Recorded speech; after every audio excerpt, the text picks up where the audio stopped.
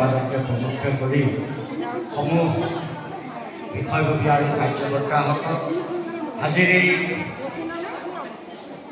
প্ৰতিযোগিতাত উপস্থিত থকা শ্ৰদ্ধেয় অতিথিসকল আৰু ছাত্ৰ ছাত্ৰী তথা প্ৰতিযোগী ভাই বন্ধুসকল আপোনালোক সকলোলৈকে এই প্ৰতিযোগিতালৈ আন্তৰিক স্বাগতম জনাইছোঁ।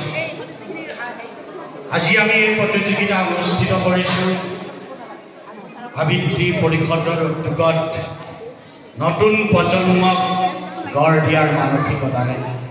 এই প্ৰতিযোগিতাই আমি নিৰ্ণয় নকৰোঁ কোন শ্ৰেষ্ঠ কোন মহান, কিন্তু আমি উত্তৰ পুৰুষক অহৰহ এয়া এক প্ৰচেষ্টা প্ৰয়াস আমাৰ যাতে গঢ় দিব পাৰোঁ, ভৱিষ্যতৰ প্ৰজন্ম যাতে সুন্দৰৰ পথত গতি লয়, সুস্থ মানসিকতাৰে মানুহ হিচাপত নিজক প্ৰতিষ্ঠা কৰিব পাৰে, তাৰে এক কাব্যিক প্ৰয়াস, সাংস্কৃতিক প্ৰয়াস।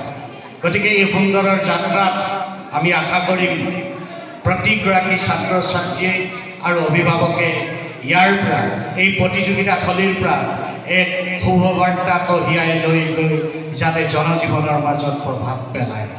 আৰু মই আশা কৰিম এই প্ৰতিযোগী থলীৰ পৰাই যাতে প্ৰতিযোগীসকলে শুদ্ধ উচ্চাৰণৰ কাৰণে কৰিব লগা প্ৰয়াস,